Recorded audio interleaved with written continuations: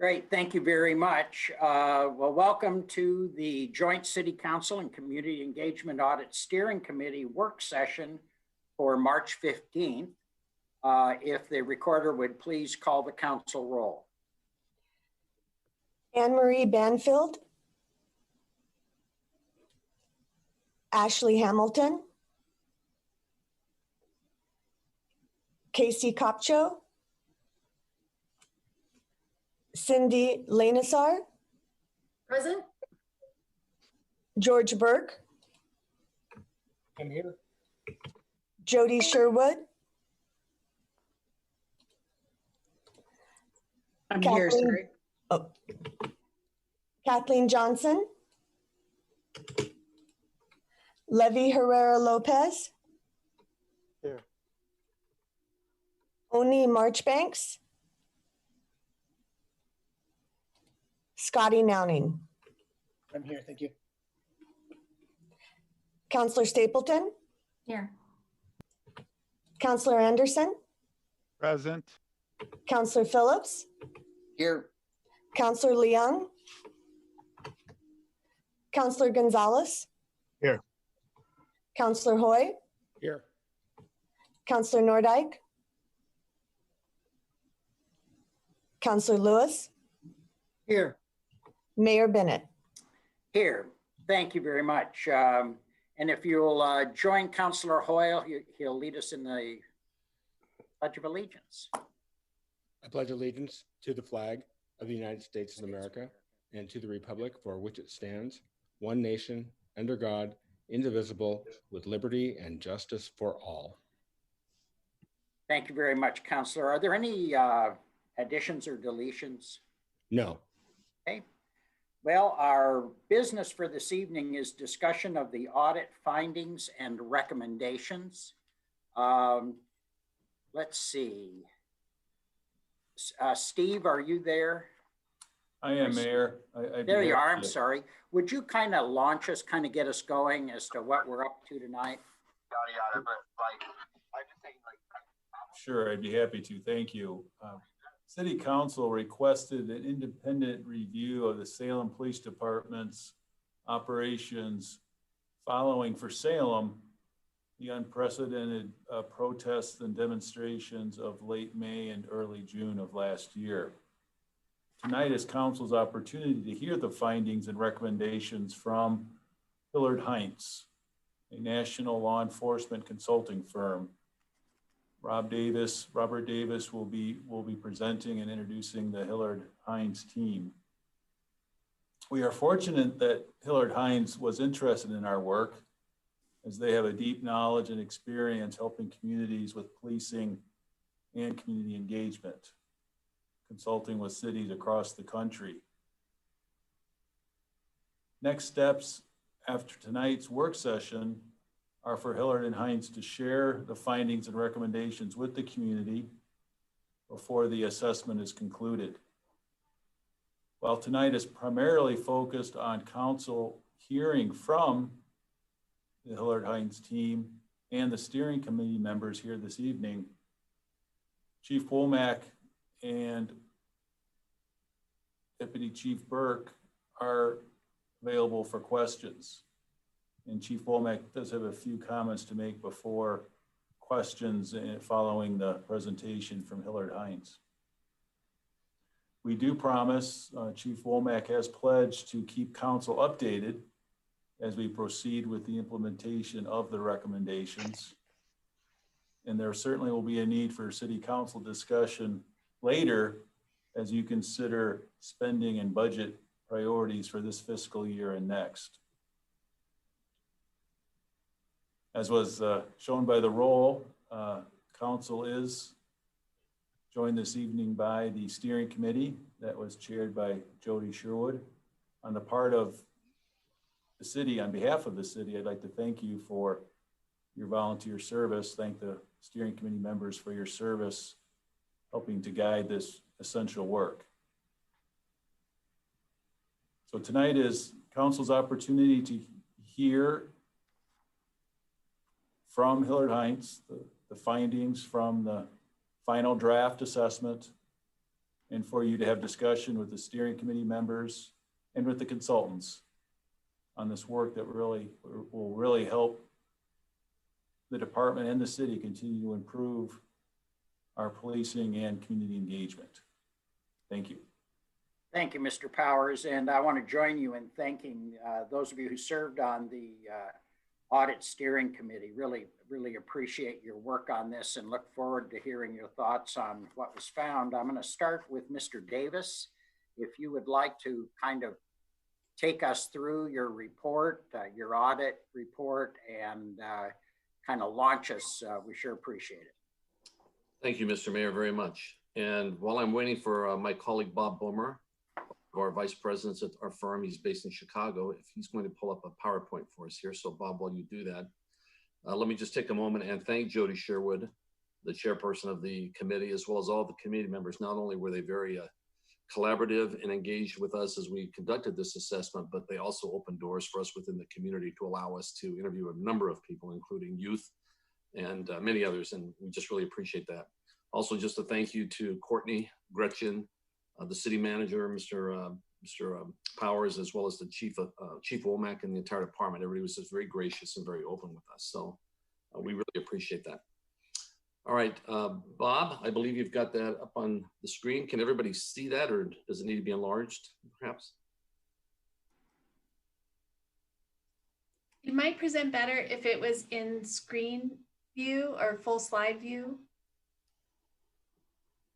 And if I could just take a moment to acknowledge a couple of the other steering committee members have come in. We've had Oni has joined us, Casey Kopcho has joined us, as well as Councilor Vanessa Nordyke. Thank you. Thank you, Courtney. And as far as I can tell from my perspective, it's in full slide view. I'm not sure how it's showing up on your screen, but I'm not sure how to change it after that. Perhaps the screen icon kind of in the middle of the icons down below on your left. I don't know if you see that, Bob. One more over. Still no? No, it's showing as sharing. I'll switch it. Yeah, give me a second then. Thanks everyone for your patience while we get this squared away. There we go. Did that do it? Right there? There we go. All right. That's it, Bob. Thank you very much. Thank you. Next slide, Bob. So as has been outlined, we're looking to give you a high-level overview. We plan on spending no more than 20 minutes or so trying to cover the high points of what is in the draft report so that we can open it up and get feedback from you as well as answer any questions that you might have. So basically we'll do it for our part tonight is kind of introduce to you what the report was about. We'll share with you what our key findings were.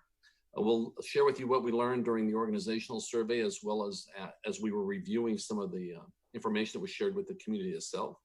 And then we'll tell you what our recommendations were as outlined in the report, and then open it up for discussion. So Bob, if you'll take us to the next slide.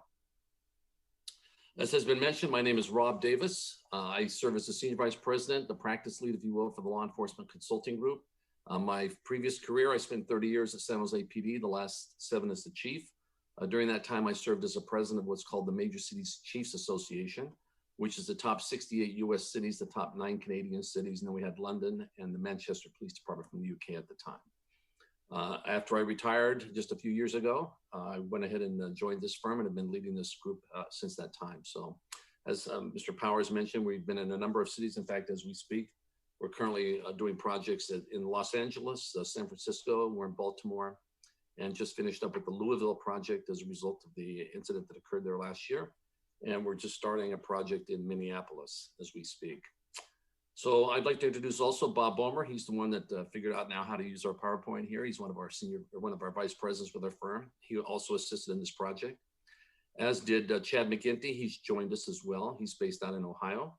And then we have 2 Oregonians that we work with quite extensively. Ricky Godey, who's the retired chief of police in Piedmont, California, which is a city within the city of Oakland, as well as Brian Kaufman, who has extensive knowledge of community policing issues, et cetera.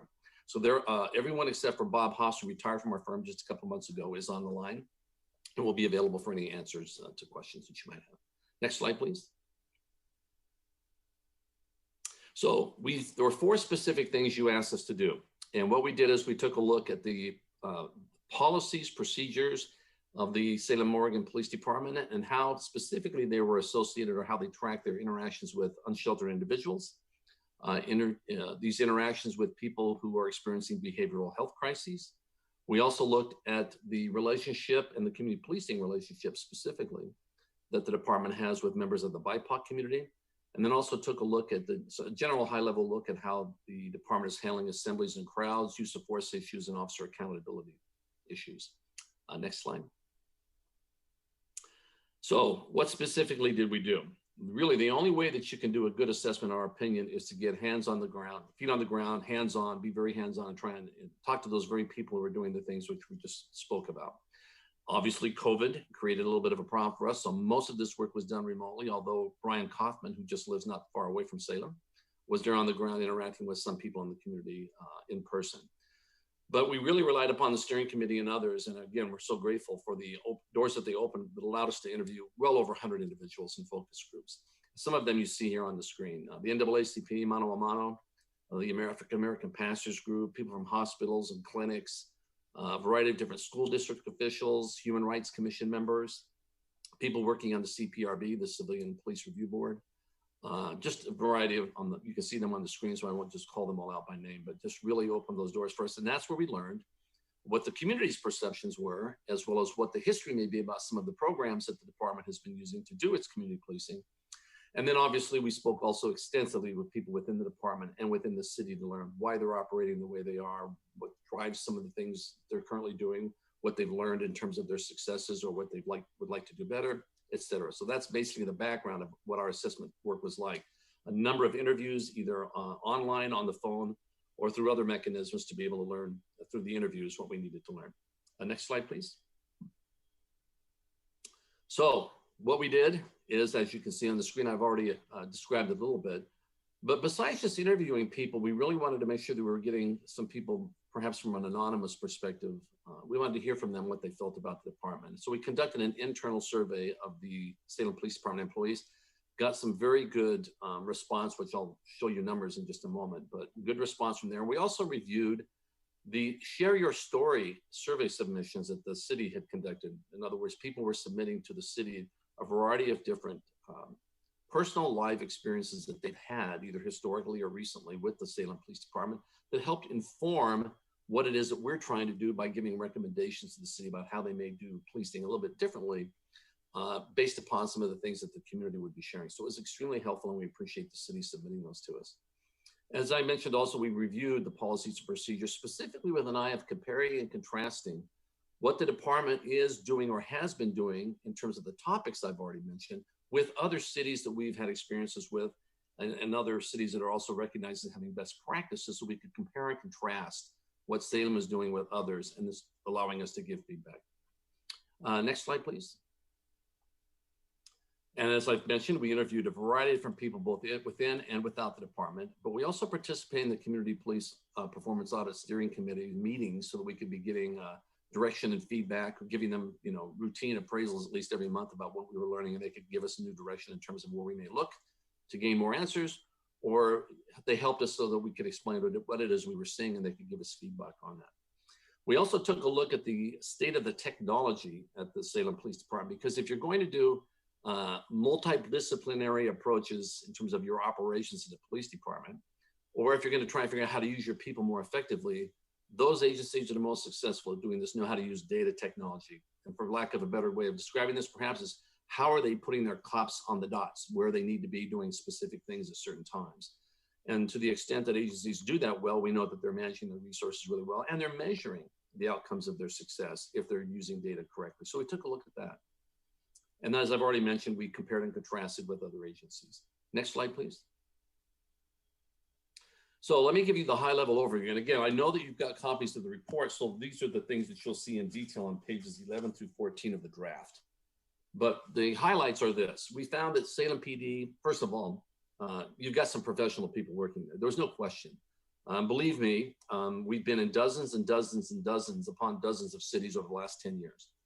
And we're very comfortable with the fact that the people we were interacting with at Salem PD certainly are professional and want to see progress moving forward. So before I launch into some of the things that we found, be aware of the fact that we think that They've got the tools in terms of their human resources to be able to make some of these changes, and it's exciting to see what they'll do with it.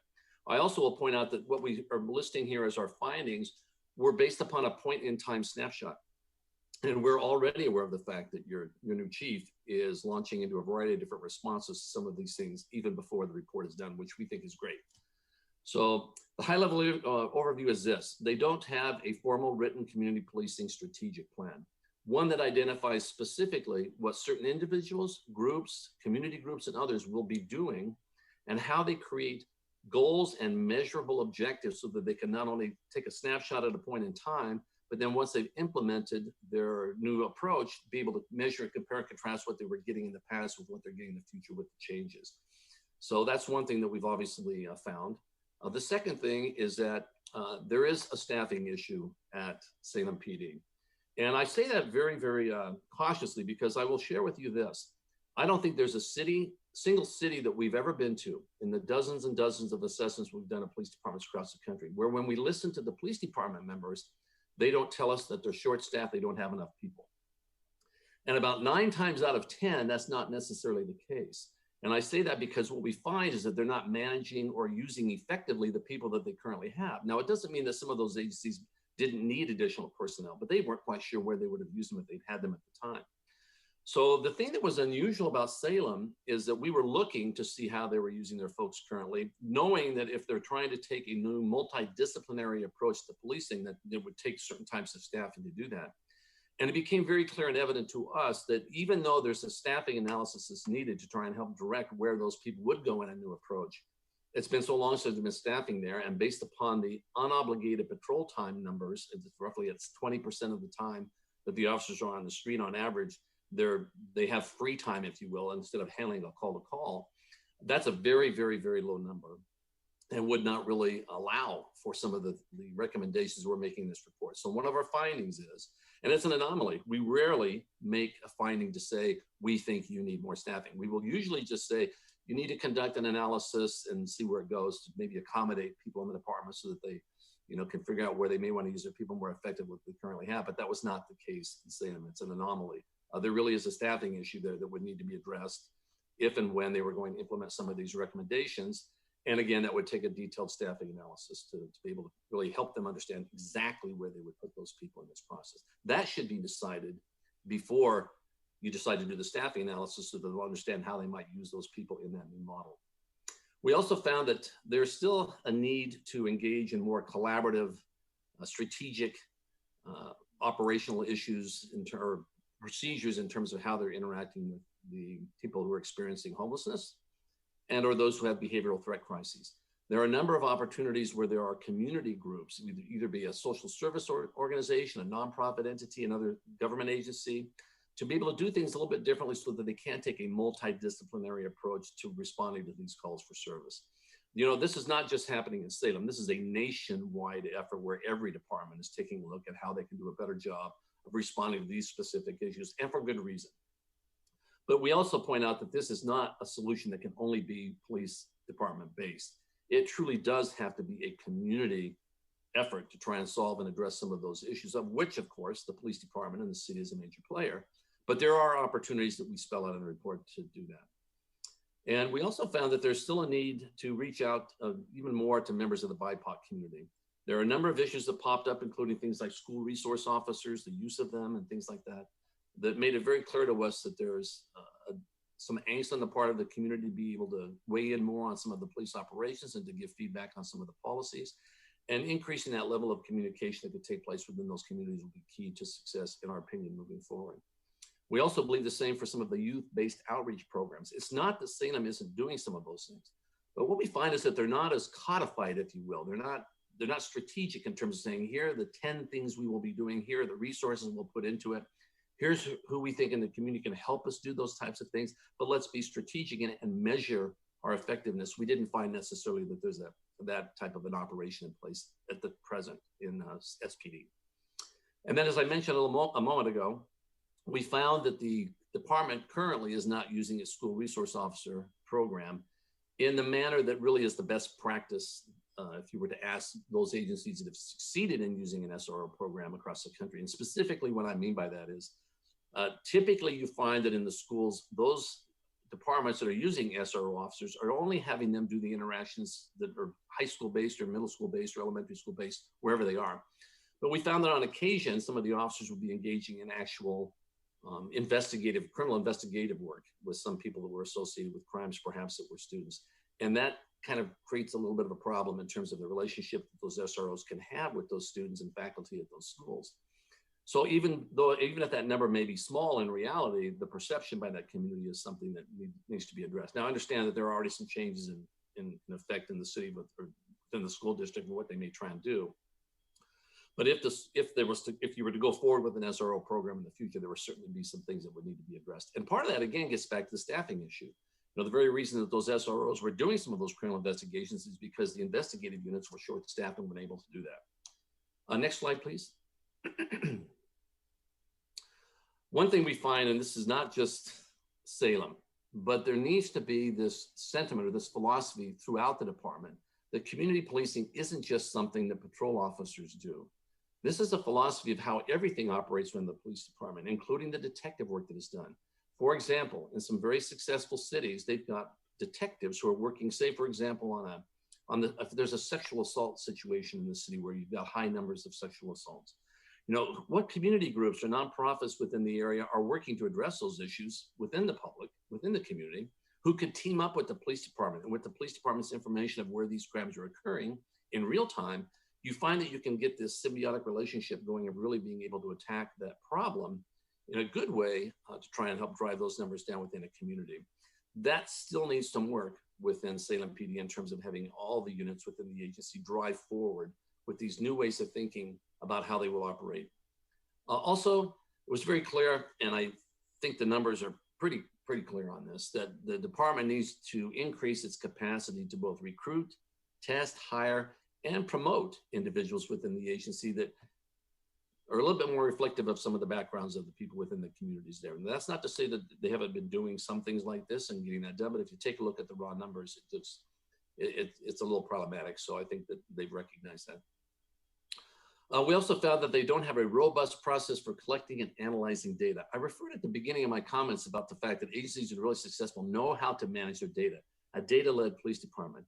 And again, that is something where if you should have people assigned on a full-time basis, not just on an ad hoc or an as needed or upon request type of a thing, where these individual employees are really saying, okay, let's take a look at what's happening in Salem.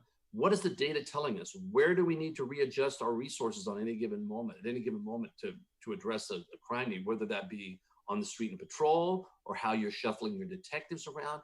How do you do that in real time to make sure that you're using your resources most effectively? And also, how do those people come up with mechanisms so that they can share information with the community about what these issues are? To the extent that you can educate the community and put aggregate data of these crimes on your website, date, time, location, those types of things in an aggregate manner, that allows them the ability to use their resources more effectively, especially in a community policing approach. So that's one thing that really needs to be drilled in on, in our opinion, at Salem. And also, we found that, like every other agency, we were asked to take a look at how they were responding to some of the protests and the peaceful demonstrations that had come out as a result of the George Floyd incident and other things that occurred last year. Every single agency across the country struggled in some way, shape, or form with this, no matter how professional or effective they have been in the past. So we did take a look at that and give some feedback to SPD in the report about things that they could be doing to improve that response in the future. And they've already had some successes with some of the things that have occurred even since this. So next slide, please. As I mentioned earlier, also, we feel like we got a really good response from the internal survey. You can see there were 111 sworn personnel and 22 civilian personnel that responded, very high number compared to some of the other cities we've done this in. And again, some of the data as a result of that survey you will find in the report. Next slide, please. And as I also mentioned, this was the share your story statistic.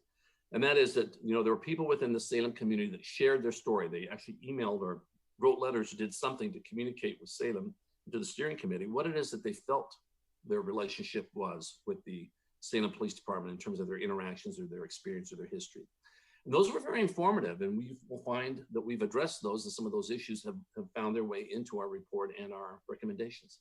Next slide. So based upon our assessment, obviously we're recommending you do come up with a formal community policing strategic plan that would be linked to a formal overall strategic plan for the department. We've already mentioned that we think you should do a detailed staffing analysis, which will help you determine how you want to approach this.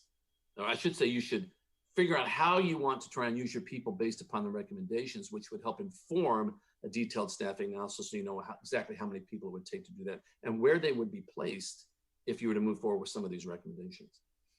We're also recommending that you do try to move forward with these multidisciplinary responses between SPD and the community to address the issues of concern in our report. And there are examples all throughout the state of Oregon and also all throughout the Western United States and elsewhere that give good examples of how that could be done. I know that people in their community there are familiar with the CAHOOTS program in Eugene and other things like that. And we're recommending that they really do take a look at those. Throughout the report, we have listed a number of examples of those types of approaches, as well as links where people can learn more about them so that they can perhaps decide what might be a good fit for Salem as they move forward. We also, as noted, want to make sure that the department focuses on transforming that department's operations of the philosophy of community policing and the multidisciplinary approach and the community engaged approach to try and tackle these problems permeates throughout the organization. And as we've noted also, again, it gets back to the data analysis, real-time crime reporting and real-time data processing and sharing of information both internally and externally to the department, we think is key. Next slide, please. In fact, we've mentioned that there are any number of agencies that actually place this on their website. I myself even have experienced it when I was chief in San Jose. We did that. We actually had our crime data in its aggregate form placed on our website, where a resident within the city of San Jose could actually go in and type their address in, and it would give you data about, it wouldn't give you exact addresses where all these crimes took place, but it would tell you what block within the city they were taking place. And again, the importance of doing that type of data analysis so you can share that information with community partners who hopefully will be engaging with you through memorandums of understanding and formal agreements to do certain things, leveraging their resources in addition to your resources, combine them and then move forward with a new approach to addressing some of these issues. We also think that it might seem like a small thing, but one of the recommendations we've made is that Salem PD should consider going into its mission and value statement at the very beginning of its general orders, if you will, the written orders that they give the department, and really spell out the fact that one of its priorities is to make sure that everybody in Salem is treated equitably and fairly. The whole idea of procedural justice or impartial policing needs to be permeating throughout the department. And we think sometimes simply making that statement is a really good first step. And that's also there's a national movement underfoot to do just that, which is one of the reasons why we've included it. It may seem simple, but it's important. And then again, we're really encouraging them to take a look at the hiring practices as well as the promotional practices within the city so you can diversify the department even more than it actually is today. Next slide, please. Also, well, I'm not going to belabor this point. Much is needed in terms of reaching out to the BIPOC community. We were very, very heartened by what we learned from the community members. There's no hesitancy that we heard from the part of community members to step forward and say, we would like to have more interaction with Salem PD. We would like to be more proactive in our outreach. Something as simple as having some people from the minority communities, from the BIPOC community, serve as assessors on promotional ceremonies or promotional boards and or hiring boards for the city. Simple things like this, or actually having them engaged in determining different types of policy approaches that the police department may consider as they move forward in a new approach to policing. We also found that based upon some of the community feedback, that policy should also be written so it's very clear in the operational policies how protesters should be treated. It's not to suggest that SPD wasn't trying to treat these people properly, but when you go to look at their written policies and procedures, it's not spelling out the fact that that's a requirement and or how you make sure that you do that. We think that's a positive thing that they could be doing. I've already mentioned somewhat how you could get the BIPOC community more engaged, but we think one way to do that would be also in training classes. Any number of those people in the groups that we interviewed stated they would be willing to come forward and team up with the training unit at SPD to help them deliver training on things like procedural justice, fair and impartial policing, and just the history of the agency of this community. And I've already stated, and again, I won't belabor it, how you can share information with your communities. But the final thing I'll mention is that we do think that there may be some opportunities to just have the CPRB perhaps contribute just a little bit more by something as simple as allowing a complaint to be reported to the CPRB or to a CPRB member before it's kind of written up and then sent to the police department for its review and investigation, just so that there may be some people in the community who are a little hesitant to go to a police department or to respond to the police department directly with a complaint. But the CPRB may be able to facilitate helping to get that complaint into the hands of the SPD Internal Affairs Unit for it to work its way through its normal process. Next slide. So as you can see, we've given you a very, very, very quick high-level overview of our findings and our recommendations, but we now want to take the time to open this up for feedback from you, to be able to answer any questions you might have, et cetera. So I'll turn the time back over to the mayor.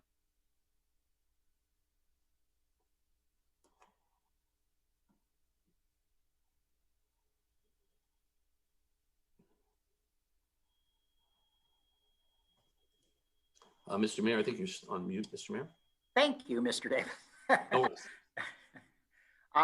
Thank you very much. That was truly very informative and really a lot of very helpful and instructive information.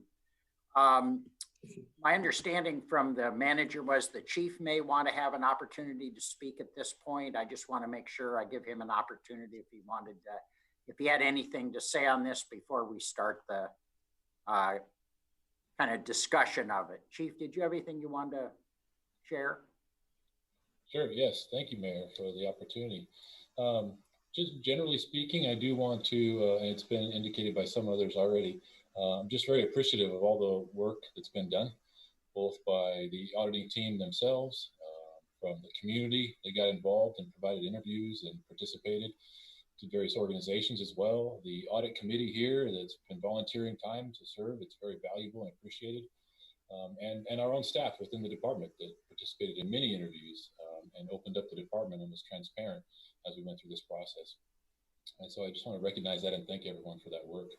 And also indicate that we've been fully supportive of this independent audit from the start. And we've done that in several ways. Again, by opening up the agency, just opening our doors, letting a bright light shine within, holding nothing back, encouraging all of our staff members to participate in interviews and be open and honest with the interviewers. And we've responded to all information requests as quickly as possible and as thoroughly as possible as well. So we've supported this audit, and now having seen the near final draft here and the findings and recommendations, we welcome it. We remain committed to moving the agency forward, and this is some additional information to help us do that. And I believe, and my team believes, it's a fair assessment of the organization, and we're supportive of these findings. Many of the findings do align with work that we've already initiated, that we've already identified internally, and we've taken steps to begin. So we don't see any of this as a negative. We just look at this as a positive, and we're going to take this information and use it and apply it as best we can to implement as many of these recommendations as possible, as quickly as possible. I want to touch on maybe a few things that we have just as examples of some of the work that we've already begun that's related to the audit findings as well. The audit touches on response to protests, and I believe we've made some significant progress there with our communication with the community out externally and setting clear expectations within the organization and improving some of our response management structure to protests. So we've made good progress there already. The report talks a lot about analytical capacity, and I view that as a foundational component, actually. Much of the work that we need to do as an organization requires that we initially start with building out analytical capacity. So we've already begun assessing our current state of the data that we have, the technology that we have, the capacity to analyze and make use of that, to use it for decision making and strategy development. So we've begun that process internally as well. And so we definitely accept that recommendation and see it as a foundational piece of the report. I think some key benchmarks there, when you're talking as an example for building analytical capacity, I think some of the benchmarks there will be to do an initial assessment, to prioritize and reorganize around what we already have, find ways to increase the capacity that we need, and then begin to develop and create management systems for that data-driven decision-making that needs to occur, and that intelligence-led strategy that we want to develop. And then finally, at the end of that process, I see us being more transparent. So the data and the analysis that we end up creating, how are we going to share that with our community and push that out to our community? So there's already a process that we begin to develop for thoroughly increasing that analytical capacity from the beginning all the way to the end when we're sharing the information with the community. The staffing issue that is called out in the report, I appreciate that. I too identify that as it is a real issue within the department. I've been impressed since I've got here with the workload that our agency has carried with this staffing level and how well they've been able to manage that. But officers are stretched very thin. And so I would concur with the finding here that for much of this work to be done in the right way, there's going to be a challenge there with regard to staffing that we need to address. And so there needs to be maybe an understanding of the expectations as far as the implementation of these findings as well. We're going to have to prioritize them. We're not going to use the staffing as an excuse not to act. We're going to act, but there are some of these that may take longer than others based on that staffing issue as we manage our priorities. The trust building work is underway as well. We've been working to identify new ways to collaborate with our community and build new relationships. Much good work already exists, but we want to find ways to build upon that. And so we've started that work. The need for a strategic plan is something that I personally have identified from day one, and the organization, we're working around that as well. We already plan on spending the second half of this year fully committed to building out a strategic plan to have that in place by January of 22. Another small example would be the need to focus on diversity, hiring, and recruiting. Just this week, we added a community voice into our interview panels for new officer hires that we're doing. So we're taking these steps immediately. We haven't been waiting on the findings of this audit. We've been identifying these issues and taking real practical steps to implement these findings and recommendations immediately. I've also added a new sergeant to our internal affairs section, effective within a matter of weeks now, to build out that capacity for accountability measures within the organization and oversight. So to go from just one supervisor in internal affairs to two, so doubling that capacity. We had to reorganize and make some priority decisions on personnel to make that happen, but that's the type of work that we're doing within the organization now. So I want to throw out just a few examples to reassure everyone that we're welcoming at the report. We're looking forward to moving forward on all of these recommendations as best we can. And again, just thank everybody for the work that's already been done. So thank you for giving me the opportunity to comment there. Thank you, Chief. It's great to hear that you've already started implementing some of the recommendations where you could rapidly. Mr. Powers, did you have anything you wanted to say on this? Nothing further at this time. Okay, great. We'll hear from you at the budget. Is that how this will all work? Well, yes. Okay. I thought that's where we'd hear your loud voice on this one. Okay, very good. Okay, Ms. Davis, can you kind of guide me here? How would you like to proceed with this? Do you want to just take questions, or would you like to hear comments? What are you interested in? Whatever you'd like, either. We'll take comments. We'll also take feedback. If there's something that people don't understand in the report, we'd be happy to answer that. If there's something you think is incorrect or whatever the case may be, we'd be happy to explain it more. But whatever you would like, we're here for you. Well, good. We'll let Councilor Hoy lead off on this then. Thank you, Mr. Mayor. And thank you, Mr. Davis, for your report. I appreciated it. One of the things that I kind of picked up on, which sort of reinforced one of my preconceived notions, is that perhaps we don't have as strong a culture of accountability within the agency from the throughout the ranks that might be best. And I was wondering, is that an accurate perception, and could you say more to your findings about that? Because there were hints of it throughout the report, but didn't really. I was wondering if we could just sort of tie all those together. Sure, I'll make some comments. I know that a number of my colleagues as well have also worked in internal affairs. I myself worked as an internal affairs investigator as a sergeant, and obviously as a chief, adjudicated cases that came through. Look, it's not that we saw anything in the work with the internal affairs process that says, "Ooh, there's a major problem. They're cooking the books, or they're hiding things, or they're not doing a good job investigating." Not at all. What we were looking for were best practices. And clearly some of the things that jumped out to us were the fact that you've got one sergeant there handling all of this. Now, yes, that sergeant is parsing out some of the lower level cases to supervisors in the field to try and do some of the initial investigation, et cetera, as this is working its way up, maybe something like a low level conduct complaint or something. But what we found were things like, for example, the investigator, the sergeant, would write up the report and basically, send it up to somebody, and there's not a good transition in terms of having that person who's writing up that report as a sergeant having a buffer between him or her and whoever they're submitting that final report to. In other words, almost like they're being supervised by the person who's going to be reviewing the report.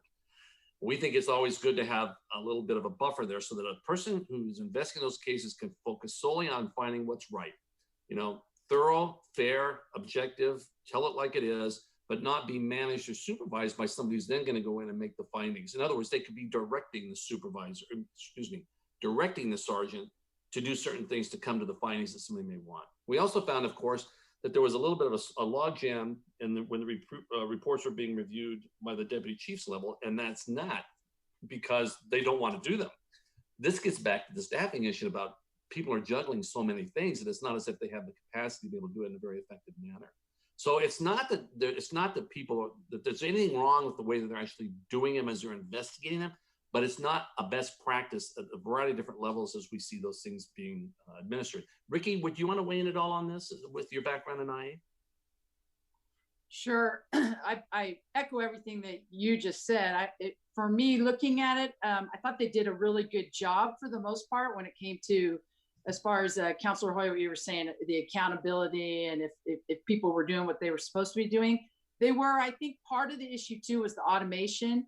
They got the new AIMS in place just about a year or two ago. I guess the chief could probably speak to that better, but that alone helped them out because they were able to automate and have things put into a system versus the paper. And a lot of that had to do with some of the frustrations too that the CPRB had when they weren't getting certain reports, or because it wasn't automated up to that point.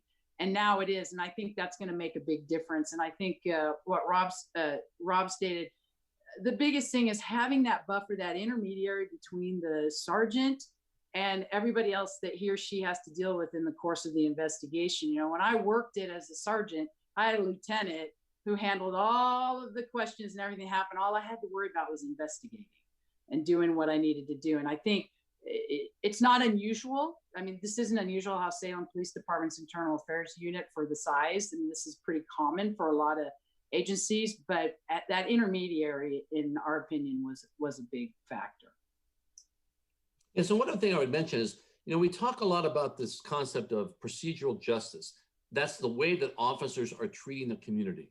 If the community feels like the officers are treating them with respect and dignity and they're being fair, there's more trust for that department, and there's more of a willingness for them to either help out in community policing efforts and or to share information on crime. But there's also something called internal procedural justice. And when the officers feel like they're being treated fairly, equitably, with dignity in that internal affairs process, because remember, it can be extremely stressful on an officer to have some type of an IA case hanging over his or her head, especially if they feel like they haven't done anything wrong, right? Now, it doesn't mean they may not have some angst that they have done something wrong, but to the extent that you as a department are taking every step you possibly can to speed that adjudication up, not just for the officer, but for the complainant as well, that speaks to the officers that they're being treated fairly. So the extent that you do these things and open up more transparency in the process and try and speed these up, the officers themselves feel better about the process and they're more willing to accept the outcome of the disciplinary process. Okay. Thank you. If I could just have one quick follow-up, Mr. Mayor. The other kind of part of my question was, it seemed like I read in a couple of different places that people's downtown community members were concerned about which particular officer they were going to interact with and what kind of response they were going to get.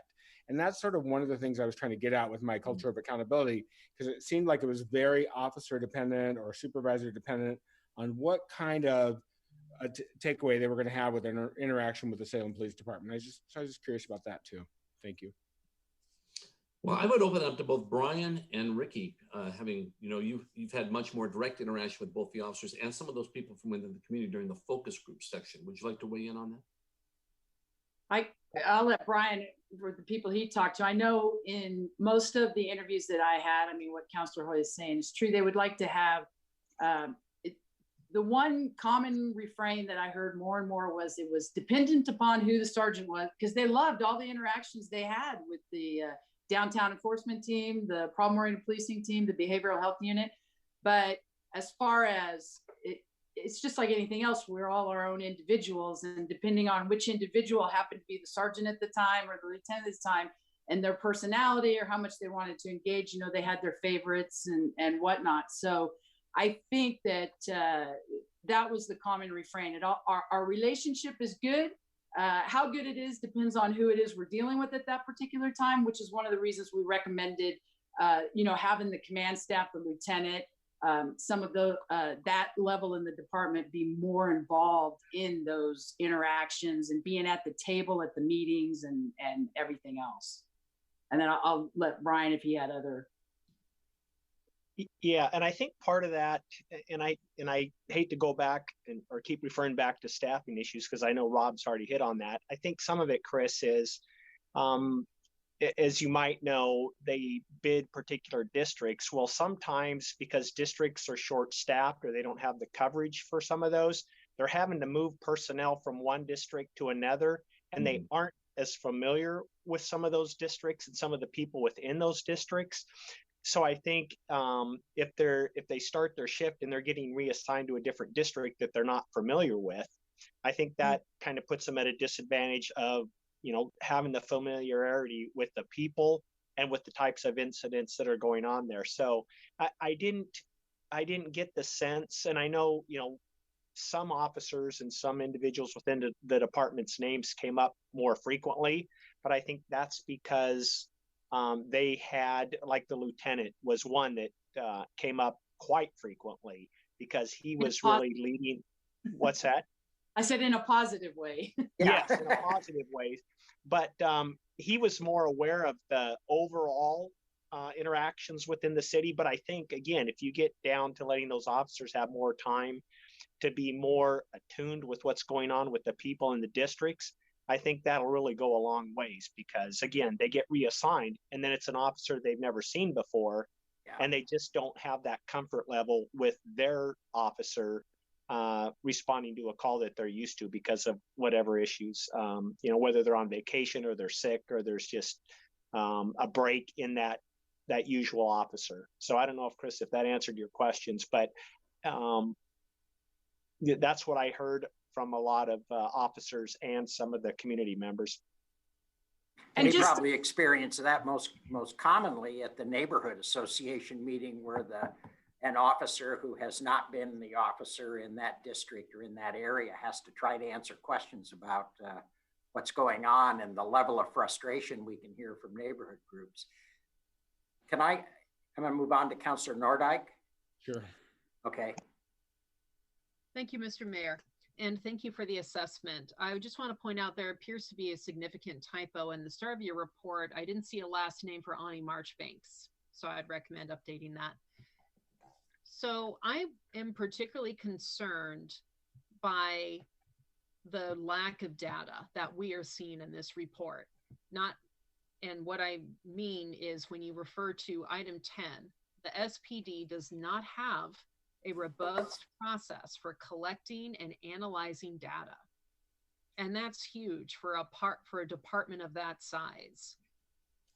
You go on to say that they don't have a robust process for collecting, analyzing data to guide its collaborative efforts to address crime, the social causes of disorder, and quality of life issues. I think that is huge. And we know that based on your own recommendations here, that the data drives where you send officers to respond, where you make the most impact, where you fight crime the most effectively. That's what I'm hearing from this. You go on to say that the SPD must expand and enhance its analytical and data collection capabilities to assist in allocating internal and external resources. I couldn't agree more. Yeah. You go on to say, and also to develop proactive problem-solving approaches to address complex public safety and quality of life issues.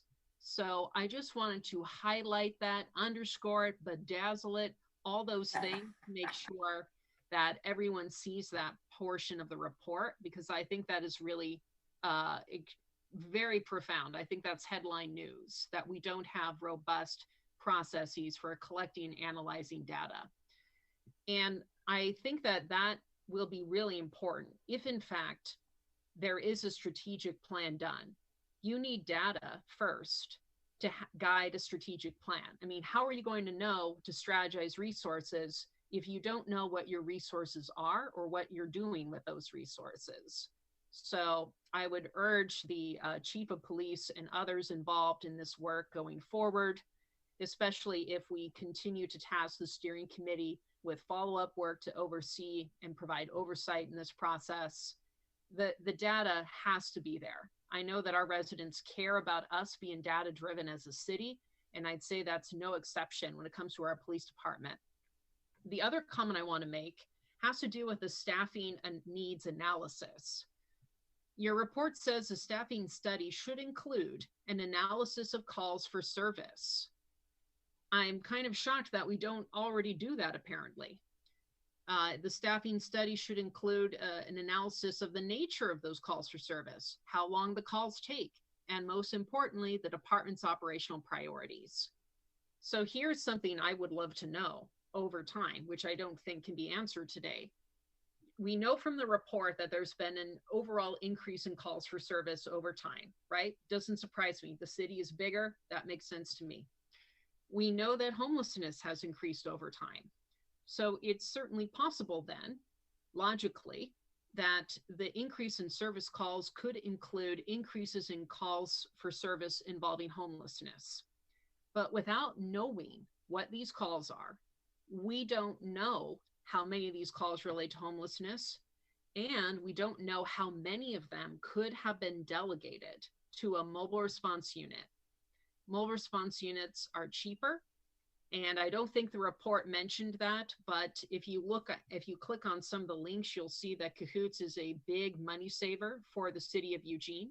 These mobile response units are cheaper, and we have no idea how much money we might have saved over the last 10 to 15 years had we adopted a Cahoots type model, which has been around for about 30 years or so. So I find this report utterly fascinating. There are a lot of other great points to make, but I want to stop there for now, because to me, without a robust data collection and analysis process, I think that hamstrings our ability to do strategic planning and to make other difficult decisions that need to be made. But I want to say thank you for now for your research. It's going to be an exciting budget session. Councilor Anderson. Thank you, Mr. Mayor. And I agree with my fellow councilors about the good work, and I appreciate it. And I read the entire report, kind of poured over it all day today with notes. And in general, what I came up with is we need more of some things. We need more training. We need more planning. We need more policy, strategic, operational type manuals. We need more citizen involvement.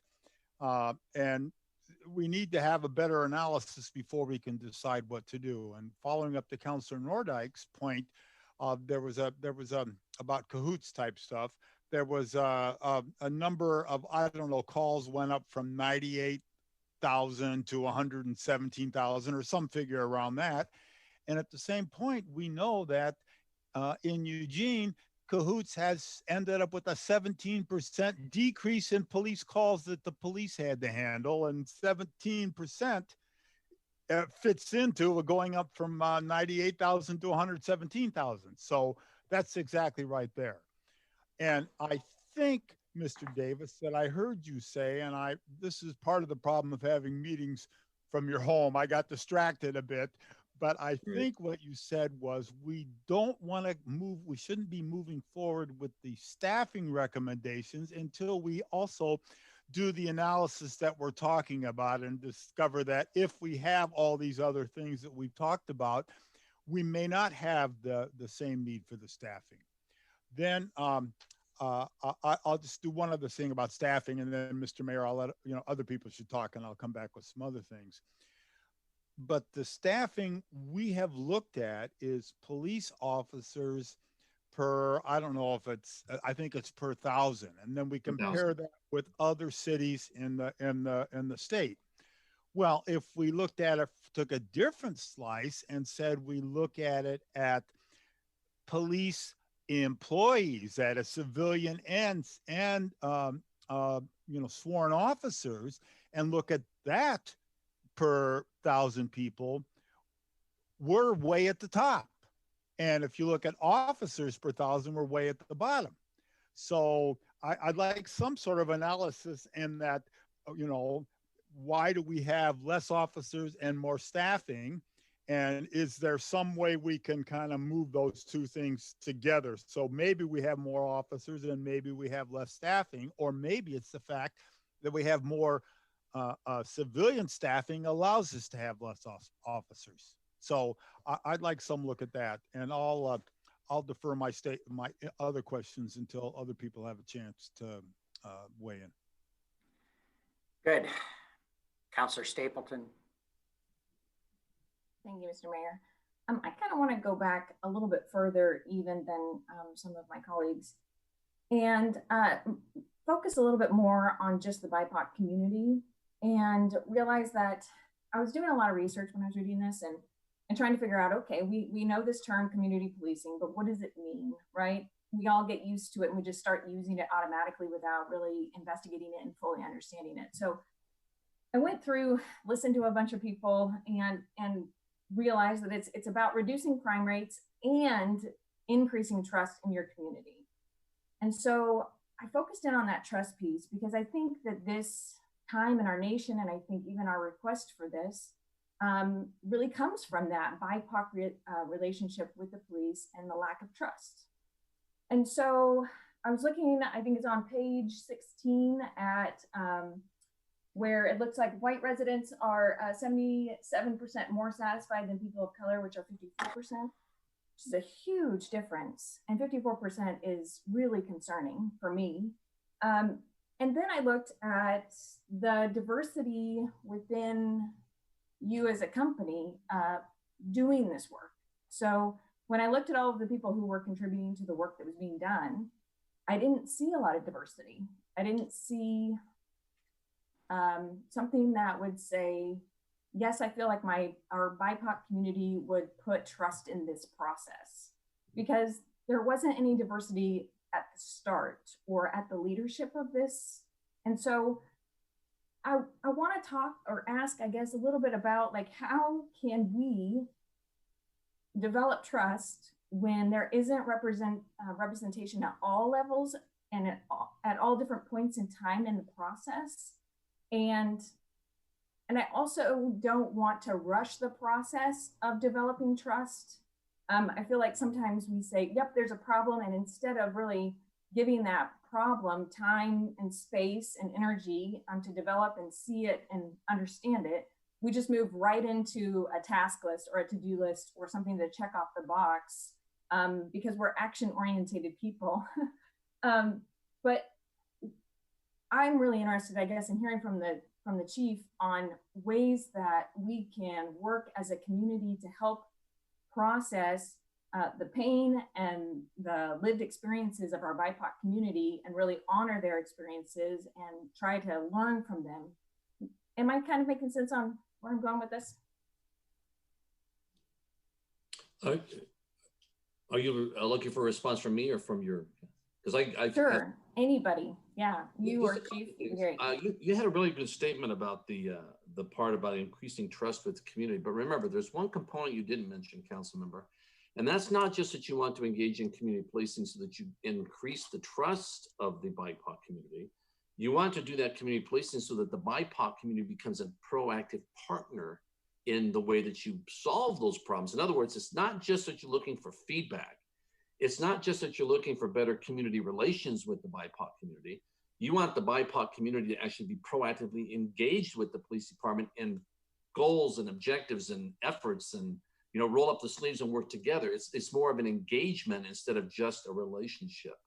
And I'm not trying to be defensive all about our team, but understand that there are a lot of people within our team, and that our reports go through our process with our entire Hilliard Heinz group, which includes a number of nationally recognized individuals from the BIPOC community who have served as EEOC mediators in Washington, D.C., have been heavily engaged in our efforts in Louisville and elsewhere to try and make sure that the engagement with the BIPOC community is real. So you'll see us on here because we're the full-time employees perhaps driving this. We have a number of subject matter experts and or a significant number of people that actually get this and have worked towards it to try and implement this. So Just so you're aware that it wasn't just us that you see on the screen that were involved in this process of reviewing what it is we're offering. Thank you. Yeah, I think it's important to see that and know that, so that that the general public understands that there is diversity of thought behind the report itself.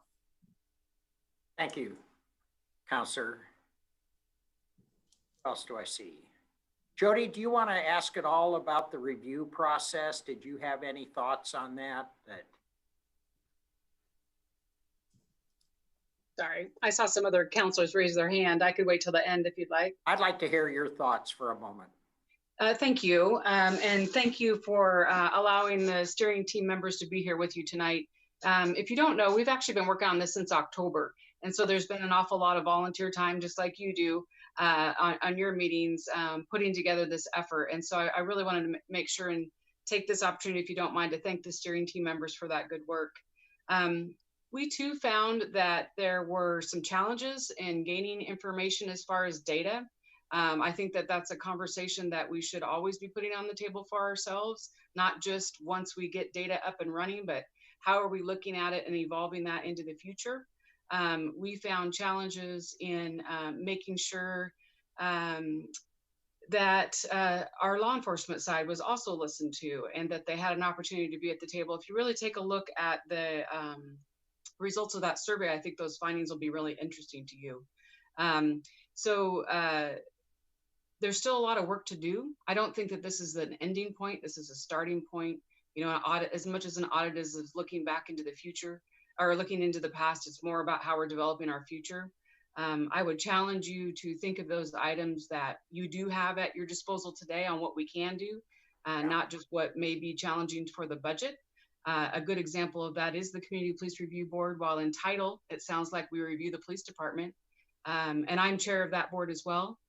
We meet 4 times a year. You as a council appoint members to that board. It's been in existence for, I think, almost 20 years. And I don't know if we've ever reviewed the process. And why aren't we doing that? And if we're taking a look at just what's in front of us now, how can we make sure that we're putting a life cycle around all of these efforts that we're wanting to put into place? So a little bit of my reflection. I want to make sure before we end tonight that we can go around the table and listen to our steering team members that are here today. We bring different perspectives to the table. But I think the most important piece for me is that this is a starting conversation and the community wants to be engaged. We heard that in more than just our interactions in our meetings that some of us were able to attend, and the auditor heard also very strongly about the involvement. And let's work harder on that. Let's work harder on making sure that we don't just leave you an audit report for you, law enforcement, or the city to work on. Let's make sure we continue those partnerships. There are many, many people that are wanting and willing to help move this forward. So that's just one message I want to make sure is clear, that it's a starting point for all of us. So thank you for asking. Thank you. Thank you very much. Anyone else? Yes, Jose. Thanks, Mayor, and everybody else who's participated in this process. You know, 3 things. First of all, with regards to data, and I agree, I appreciate Trevor, our chief, wanting to move forward with some things, even without having all the data. You know, David, as you were talking about the San Jose Police Department, I quickly looked it up, and they do have some neat functions there with regards to just crime mapping. But for example, I think for us, before we decide what's going to go on those crime maps, we need that information in its raw form as much as we can before we start putting some things out there. For example, I think there was a thing that you could weed out just assaults. But is this assaults against women, kids, 2 men? That right there, just so before we really start thinking about what kind of data, it'd be nice to see what kind of information is being collected before we go any further. You know, because once we get down this rabbit hole, it just never ends. And I also don't want that to paralyze us from taking action today. You know, but David, I have a question too, with regards to written agreements with community stakeholders. What are some examples that you can give that you say that you think would help us as Salem? Is that directed to me? Yeah, David, yes. Yeah, absolutely. In fact, again, there are a number of agencies that do this, but I'll just share this with you, not because that's where I come from, but because of the success that it has had.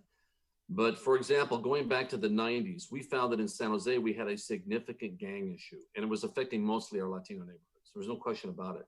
And in fact, it was the Latino parents that were coming forward saying, you keep saying that there aren't these problems, but we see the problems in our neighborhood. At the time, a lot of the leaders in the city didn't want to acknowledge there was a problem. They didn't want the notoriety of it. But they realized that you can't arrest your way out of a gang problem. And also, what that means is that the police department by itself will never, ever solve a gang problem if you're not engaged with the community to address some of those social issues that drive the root causes of gang participation. And so the city created what was called the Mayor's Gang Prevention Task Force, where the mayor and the chief were co-chairs of a policy team. And on that policy team, you had school officials, school superintendents, nonprofit executive directors, social service organization presidents, NAACP, you know, all different kinds of community groups. They had a seat at this policy table and they had a vote on how they were going to create policy. And they would create that policy on how we wanted not just to suppress gang crime, but how to prevent it, but also how to intervene with the kids who were involved in gangs. And so that policy team, of course, would then turn to a technical team of the worker bees, if you will, within all these different organizations that would lead those resources. But what the city did was they created written memorandums of agreement with all of these different entities. For example, they might say to the YWCA, we want you to help with our interactions with the young women in the Latino neighborhoods. Can you put on leadership courses for us? They would take them to a Silomar over in Monterey Bay and do things with the young women. They would turn to this group over here and say, we have employment problems with some of these kids. They're all tattooed up. Hospital director, if we provide money to buy tattoo removal machines, will you, if they go through a program on job training, they'll earn a certificate that will allow them to get the tattoos removed. But they would enter into actual contracts. And at the time, the city was also providing some level of funding that was leveraged by other groups. So that you actually had a formal contract, if you will, that said the YWCA will do this, the city will do this. The school district will do this, the city will do this. And then we had a team of people that were measuring those outcomes every single year and reporting on them so they could begin to put the grant dollars or the donation dollars, if you will, to where they were getting the most effect. They still have that program to this date. And in fact, back in the 80s, actually, no, it was later than that, was in the 90s, I think. It was not 80s, it was the 90s and 2000s. They actually leveraged that model in an effort called the 13 Cities effort within the state of California to try and continue to help address those issues with gangs. So what I'm suggesting to you by this is if you go someplace like the city of San Jose and you talk to the director, the city director of that Mayor's Gang Prevention Task Force, who is not at the police department, it's located in the Parks and Recs department, they can provide you with examples of the MOUs that those agencies sign with the city and how they track that. And in fact, there's an annual report done every year, and you can also get access to that to see how they're doing it. So there are these examples of agencies that have leveraged their resources within the community. Last comment on that, because I realize I'm taking a long time in this answer. But what the city of San Jose also found was they weren't just solving the gang problem, because as time went by, what that task force really did was open up a community network. And now all of a sudden you may have a nonprofit sitting at that table saying, you know, well, we've also got this problem with domestic violence. And all of a sudden, all the players said, well, you know, we're doing these things for the gang stuff. Why don't we do the same thing on X, Y, or Z? They started working as a community network to solve all different kinds of problems, leveraging those same types of resources. So there are examples that exist. I would refer you to that, and we'd be happy to help put you in connection and contact with others as well. No, that's great. No, that's exactly what I wanted to hear, Robert, because I saw that opportunity too. I'm thinking, you know, we have a lot of great community partners that they're already on the ground running. And then they could go around, especially the nonprofit ones, can go out and leverage grant dollars. I mean, if there was a MOU, something written, you know, so it'd be easy for them to go leverage it. Now, the last question I have is, based on your experience, on a scale, let's say on a 1 to 10, I don't know what the spectrum what it is, but our IA procedures, where did you take any time to look at that? I know you did refer to them, but I didn't get a sense of where we are, I would say, based on your experience with other departments. Well, I'd say in terms of what your sergeant is doing and the ASH report, when it works its way through, you're at the upper level.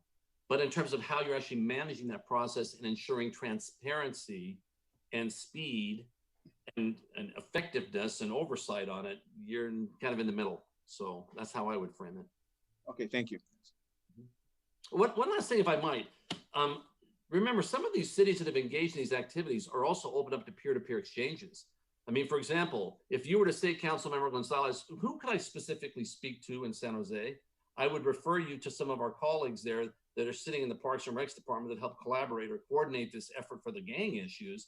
And they'd be more than happy to either speak to you on the phone and or invite you up there and see a meeting where they're going every other month. Every other month, there's a meeting of that policy team. So all of the above, let's do it. Yeah. Chris, go ahead. Thank you, Mr. Mayor. And I'm not sure if this is more for the chief or for the audit team, but one of the things in the report that I found most disturbing was the lack of CIT training, or at least mandatory CIT training. And I was just hoping, and for my colleagues who aren't aware, that's crisis intervention team. Basically, it's how to deal with folks who are having a mental health emergency. So I'm wondering, are the general officers, are any of them taking it, or are none of them doing it, or where are we at with that, and why, when it's been offered in the Salem community for at least 15 years that I know of? sure. And Chad, are you still with us out there? Maybe I'll turn that over to you since you had a little bit more interaction with the folks that coordinate that on the ground. Chief, do you want to take a shot at this?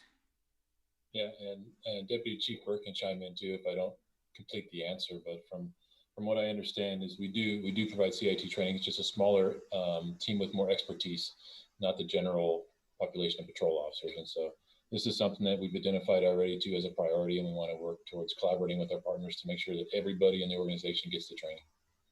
Thank you, Chief. One thing I will tell you is that there's peaceful, I'm sorry, Councilman. I was just going to follow up. I was going to say that from what I read in the report, that's great, except that the patrol officers are the folks who are actually handling those calls. Yeah. So having the specialized team is great, but the patrol officers are actually the ones doing the work. And so it seems like we're missing the mark there.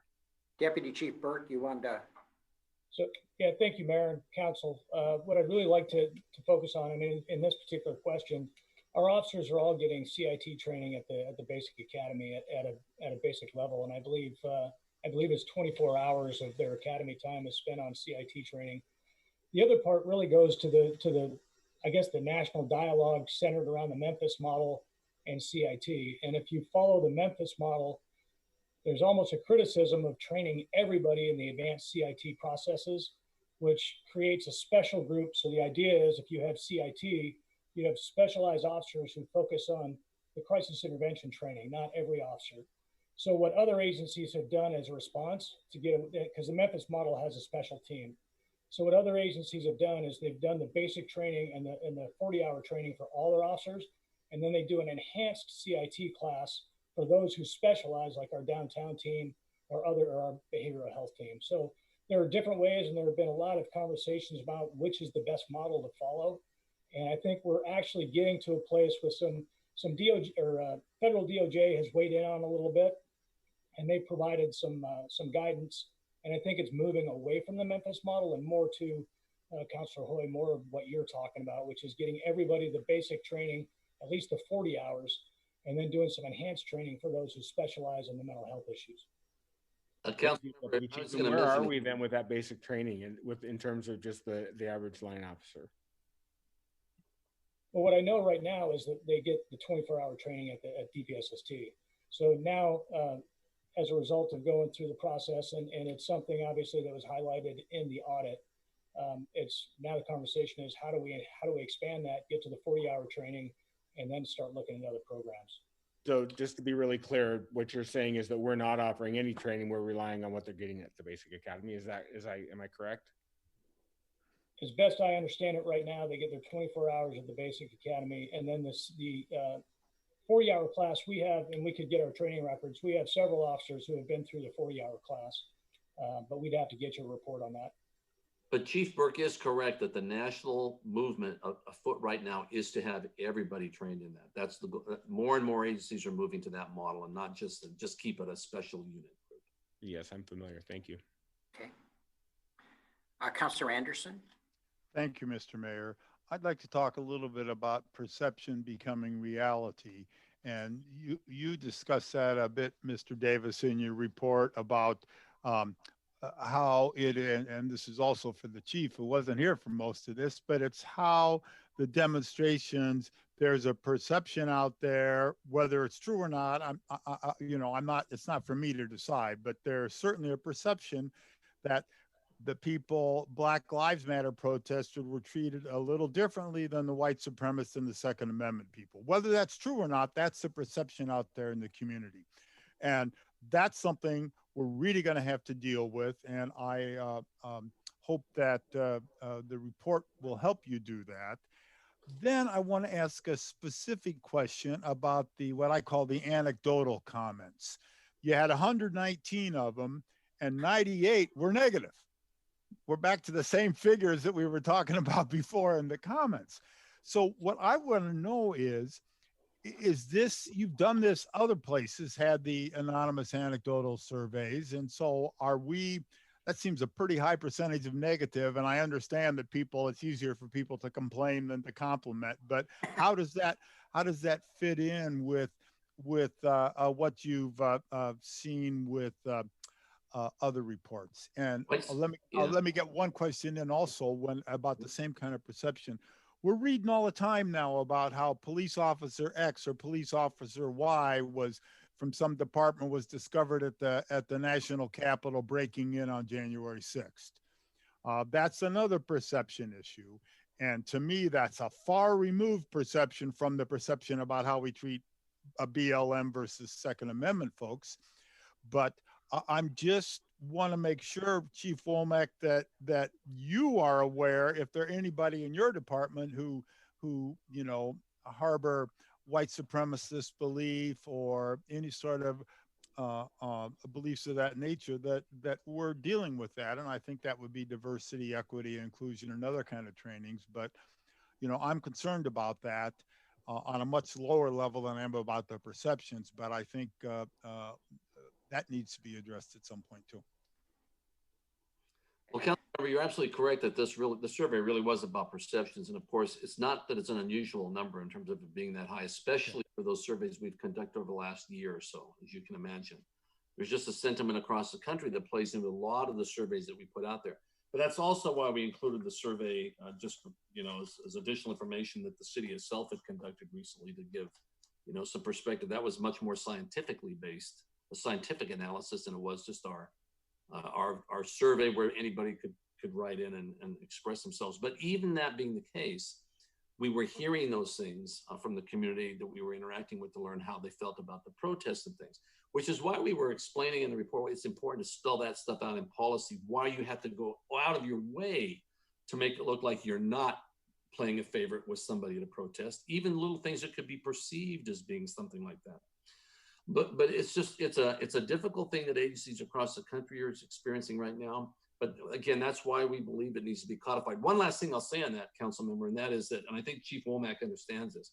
One thing we didn't spell out in the report that also plays into that are the written policies and procedures that any agency has for what its officers will or will not do on social media.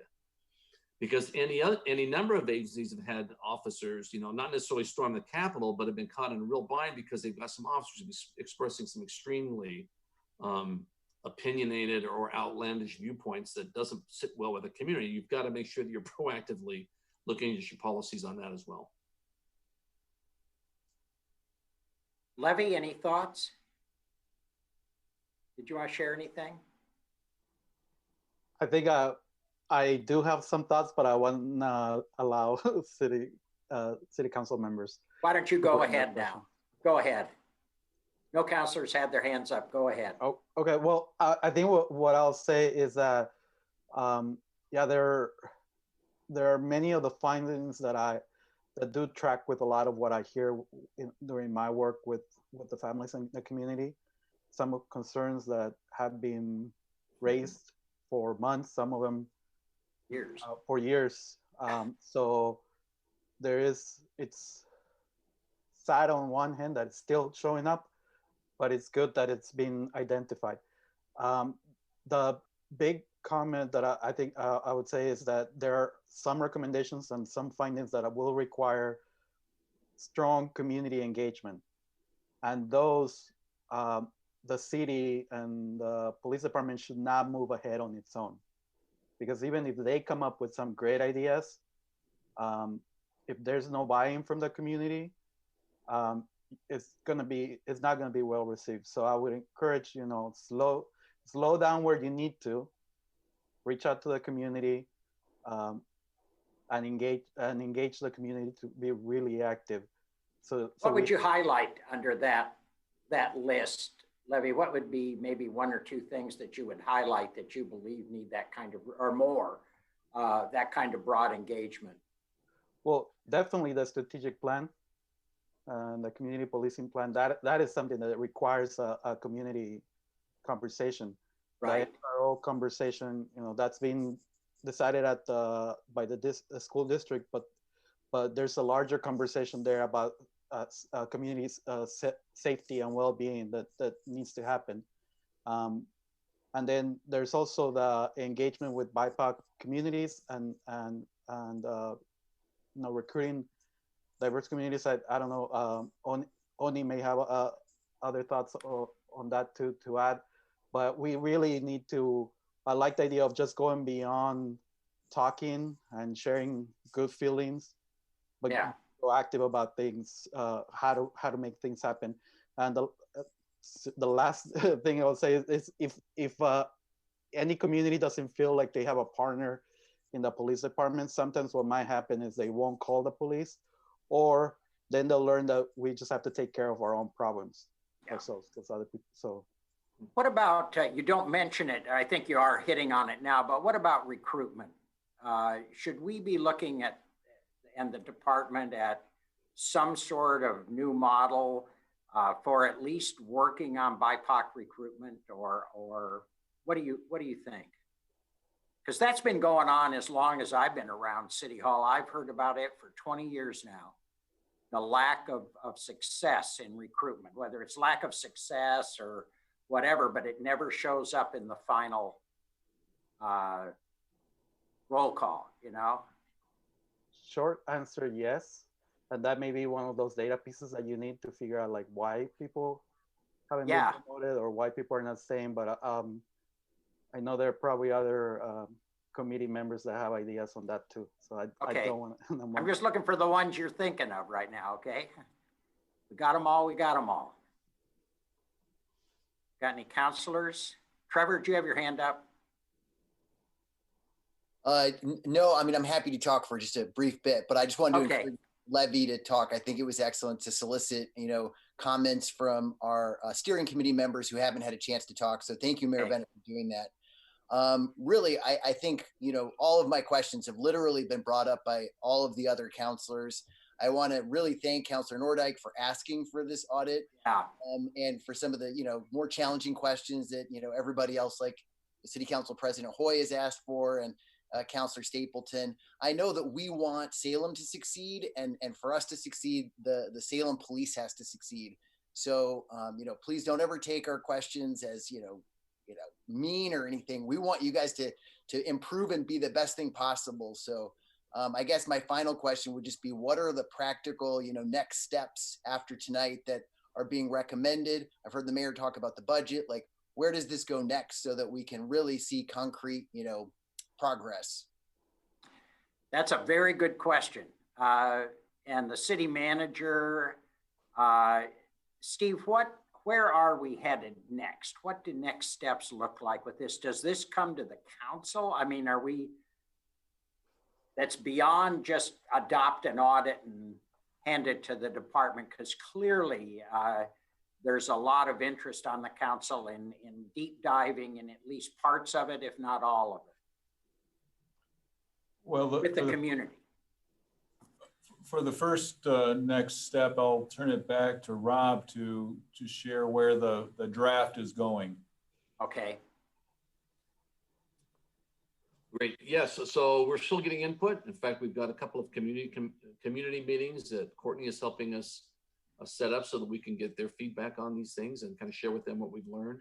And then we'll go back and we'll finalize that report and give you a final product, if you will, so you have your standalone document that's kind of that historical document now that you can work from. I would point out that as I've mentioned and the chief has mentioned, it's not as if they've been sitting around waiting for this to jump on. And to be quite candid with you, that is the mark of a good department. Yeah. And I hope that you don't hear what I'm about to say in any way other than I mean it, because we don't believe in giving false praise. You know, we're a third-party independent review group that comes in and says, here's what we find. And we don't say this in every assessment we've done, but we are pleased with the people we've been interacting with, not just at the police department, but within the community, because based upon our experience, we sense a huge positive opportunity here where there can be the types of engagement where 5 years from now, we're going to be able to say, this is where 5 years ago, look what they've done. There's no reason you couldn't be an example for this moving forward about how you turn around and implement some of these new changes. And my point of saying this is we're very happy with the interviews that we've had. Because remember, when we started this, Chief Womack was not there. Right. We're pleased to see what's happening with this. So you don't necessarily need to wait forever to try and make your moves. Yes, we've said that you need to do a staffing analysis, should be based upon what you want to do, but those decisions are already being made now about where they think they're going to need to move. And you should move quicker rather than later and trying to get that stuff done so you can get off the ground. Yes, Cindy, go ahead. Well, I just wanted to let the council know, thank you, Mayor, for recognizing me, that over this course of months that we've been looking at this, that community engagement was really important and really highly valued. And all of us on the committee helped to strategically bring certain voices or certain parts of our community so that the auditing firm could have a deeper conversation. One that I sat in on was our youth organizations and our engagement with youth, and then also with the hospitals and the medical staff. So those very specific conversations, and I think I can speak for our committee, all of those conversations were great because it opened doors. All of the conversations were good to the point where the community showed up and the community said, we like this, we want to improve in this, and we want to be there and help you move forward. And I thought that that was the most amazing thing of all of these recommendations, is that our community, Salem, is a very engaging community.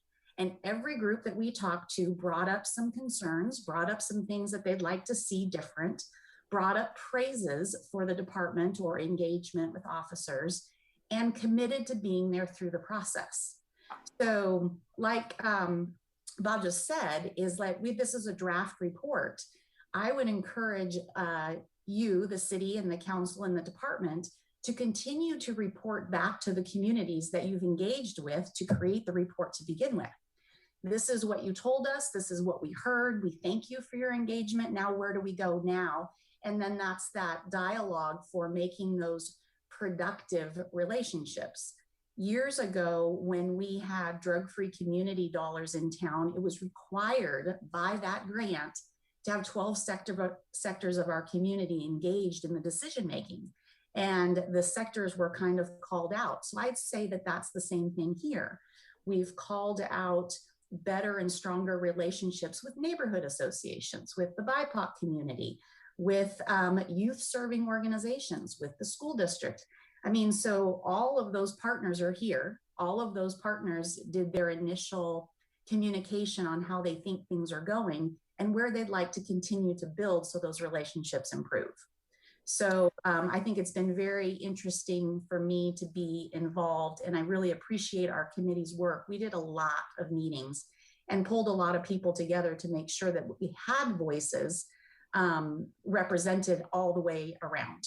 So Jody made, I thought, an interesting suggestion. I wonder how your committee, the council will meet anytime we send them a note says you're supposed to be at this meeting, but the idea of us meeting again, not right, not a long way off, within the next several months or weeks, however it could be done, where we've all had a chance to kind of think this through. We've had a chance to look at it and think about how we would like to see it broken up and addressed, give the chief a chance to develop some more information, the manager a chance to look at it, understanding one of his one of the lenses we have got to look through is the budget on some of the things called for here. Would it be worth it to call this group together and then look at whether we look at, as Levy is suggesting, engaging the community on different parts of it and sort of reconfiguring a little bit? I'm just trying to figure out how to keep moving ahead. I hate to have us do this meeting, end at 8 o'clock, and say, well, we just did that. We're going to get another round with Mr. Davis and his crew, and the council will receive the report. But it would strike me we would miss an opportunity if we don't keep trying to get together. This is a group that's now pretty well educated in this area. The council's obviously motivated to participate. This group of you all, obviously the same thing. We have others, I'm sure. What would you like to do? Do you want me to call this back in the next month? I think our chair, Jody, addressed that with us at our very last meeting. Where do we? Oh, okay. So I'll let Jody answer that. From surveying us to, continue to work on this. That's what we talked about at the end. Yeah, I think that, Mayor, you're right on that this group is interested in helping further and engaging further, watching this process, supporting this process, how we can help. There are, I like the idea of getting the group back together to think more about action-oriented plans. Yeah. Even just the HR conversation about recruitment, it's tough in law enforcement. But we also have we have organizations across our city that maybe could get together from an HR perspective to give suggestions and ideas. Salem Health, for example, I know that they too probably are going through similar challenges in their hiring. Why couldn't we get together and say, let's everyone take a lens and a look at what the recruitment plan is for Salem PD and come up with some ideas and suggestions to help. We just, the most important point that we've heard through this whole process is we don't want you to do this alone. We want you to do this with our engagement and how we can help, not just us, but all of the different groups that we've met with. So I think you're right to open that door, leave that door open, and we're not wanting to walk away. Well, could I work with you, Jody, on maybe looking at what we could do, and we'll work with the manager and the chief on what an agenda might look like to pull us back together and start talking through those action steps. And it also gives us, all of us, some time to reflect and to think about who's not, and to get feedback. I mean, there's people watching this, I'm sure, will give us feedback if they're not already on social media. So it may take a couple weeks to do it, but would that make sense to counselors? You're the ones that will add to your workload. Do you have any problem with that kind? Or I can set up a subcommittee if you want. I'd rather do the whole council personally. Or invite the whole council. You don't have to all come, but it just seems like there's just a lot here. And there's obviously different interests on the council, separate interests. Chief?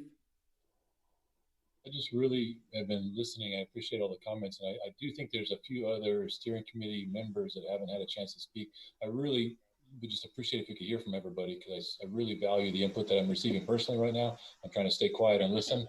I just want to make sure if it's appropriate that everybody who wants to speak does have a voice. I've seen a couple hands go up and down, that's all. Okay, whose hand's not getting recognized here? Who wants to? Well, I've heard from you, Virginia. We're looking for committee members here for a second. No, I'll call on you. Go ahead. Go ahead, Virginia. It's okay. I can wait. Well, that's okay. Okay.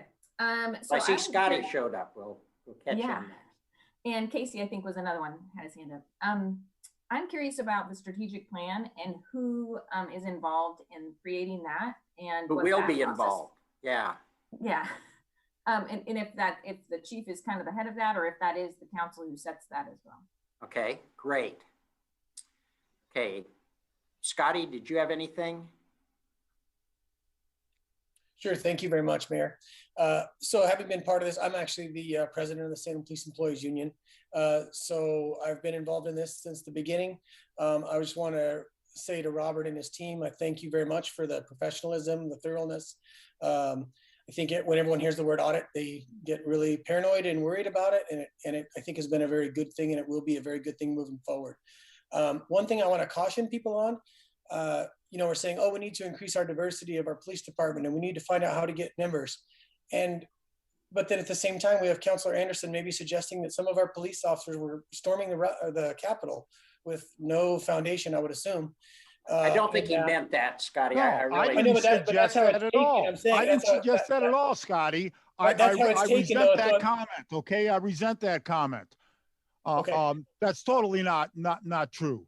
And so I don't want anybody hearing this to think that that's what I believe or think. Okay, we're having a broad, wide-ranging discussion here, and I don't believe that happened, because I don't think the Salem Police Department is made up of those kind of people, nor has it ever been.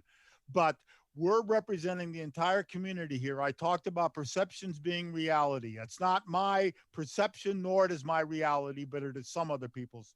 So I don't want anybody, you or anybody else, to take that feeling away from this meeting. Okay, so maybe I misunderstood it, but you did ask Chief Womack to look into it. So I was assuming if someone had information about that you would report it. But let me finish my point. So I think it's very important as a community, when we have young members of our community, like the group we just hired, these are young members of our community who graduate from high school from our community, who raise their hand even during this difficult time, post-Ferguson, post-George Floyd.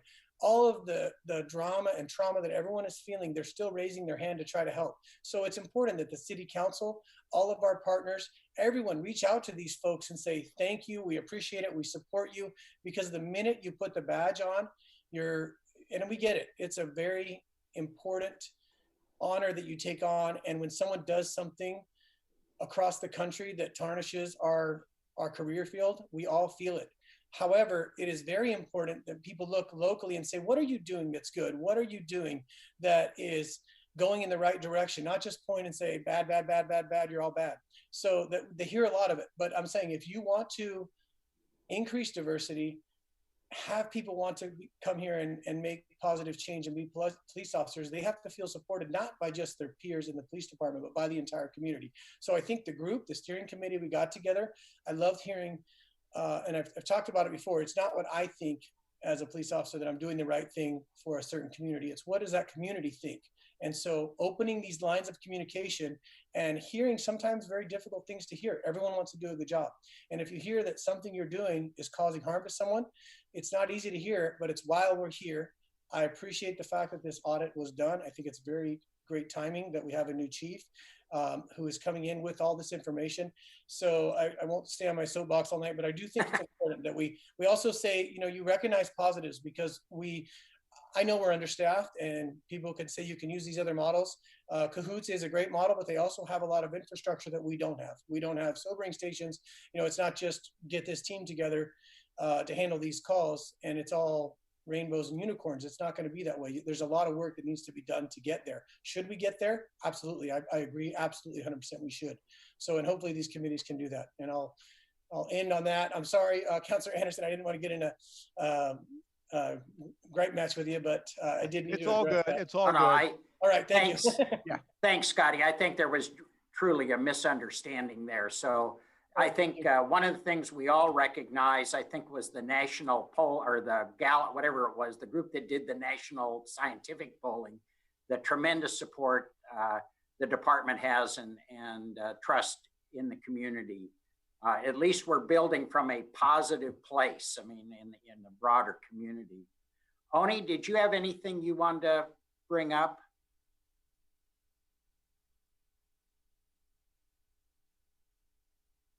Hi. Hi. Oh gosh, I've heard a lot. I want to start off by saying I really appreciate the work that was put into this report, and I also appreciate the conversation that we've been having. And I've heard a lot. I think if I had to just sum it up, I'd say that representation matters. It matters at every level. BIPOC voices matter, and they matter at every level. And if you're making strategic decisions and you're implementing strategic plans and you don't have the voice of your community to guide what you're doing, then it seems fruitless. I am a Black woman in the Salem community who is waiting for the fruit or the results of strategic meetings where I meet with individuals, and I absolutely am learning a lot, but you know, I'm wanting to experience what you're talking about. I understand about strategic plans. I've heard that term long enough, and I understand about biennium reports that have to be done. And I'm learning the language, right? I'm still waiting to experience or feel what you're talking about. Yeah. We can leave this meeting, I'm gonna say it again, we can leave this meeting and we can have these reports that can be done over and over again. But if you never strategically and intentionally implement some of these things so that the community can grow together, you know, you can't build trust in a community that doesn't trust you. Representation matters. If you, there's all kinds of reasons why you can't hire more people of color. Do it anyways. Yeah. Be purposeful about doing it anyways. And so I really want to be a part of I believe that there's a change happening, that people really want to see change.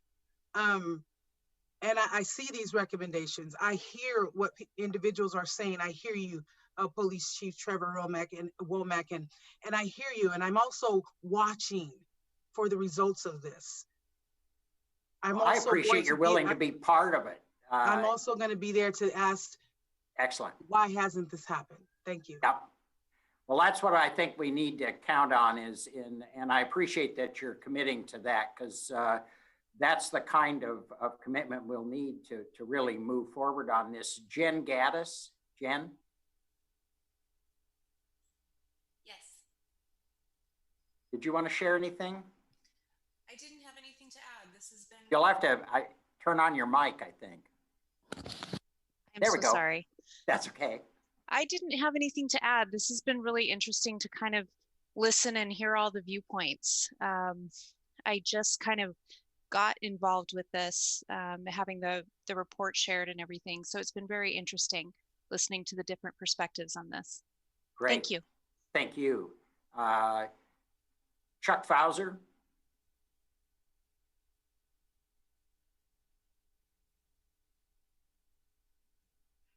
I'm sorry, Mayor. I think you might be slipping into some staff. Oh, God, Chuck's our guy, isn't he? Okay. Yes. Yeah, let's let the deputy chief talk then. Yeah, thank you, sir. I was going to follow Casey, but following Oni, I think, is a great place to be at this point. I'm going to echo what everybody else has been saying. I really thank you guys for the opportunity to do this, really. I've never been part of an audit where we look forward to hearing the results and think it's going to be a great report about all the great things that we're doing. I think there were some good things that were highlighted, and I think there's a lot of movement for us to move forward. I think as we take a look at it, there are so many things on the horizon that are going to help us move, especially in our data collection and data analysis. I think there's a lot of data out there that we're looking at that isn't necessarily being analyzed in the way that it needs to be analyzed, and moving forward is going to help us. The new CAD system that we're going to have is going to be able to allow us to categorize calls for service, and we should be able to get the numbers that everybody's asking for with the new CAD as far as what types of calls are we responding to. We know our calls are up, but we don't know necessarily the types of calls that we're responding to and how we disposed of those calls. What were the dispositions? We know how many reports are written. I mean, there's a lot of stuff out there, but there's more for us to learn and more for us to analyze. I think that we're moving forward on our work groups on focusing on data analysis, which I think is going to help us provide that information. I think when we start looking at us in Cahoots, I think Councilor Nordike, Cahoots is a great program. And what it does is it relieves calls for service that law enforcement no longer has to respond to. And when you take a look at Eugene and you see that Eugene even has more officers per thousand than we do, and they're still utilizing Cahoots to the level that they are, it's not an either or, it's an and. And so I think all these things help support us moving forward. I don't want to put people in a budget corner, but we're certainly in a place where we know that we have to increase at some point. We know we're not going to do it tomorrow. It's just not there. So it's all about strategies and how we move this thing forward. The last thing I want to really focus on is that as we look at data and we look at our responses to crimes, it sounds like we're kind of responding just willy-nilly in different places. But we do look at violent crimes in the city, and we do respond to the needs of our community based on based on the priorities that we've determined. And violent crime is our first and foremost, regardless of the individuals creating the violent crime. We don't focus on gang activity. We focus on the activity, not necessarily the people doing it, but the impact to our community. And with that, I'm going to say goodnight. Great. Thanks, George. Well, what I want to assure you, yeah, Casey.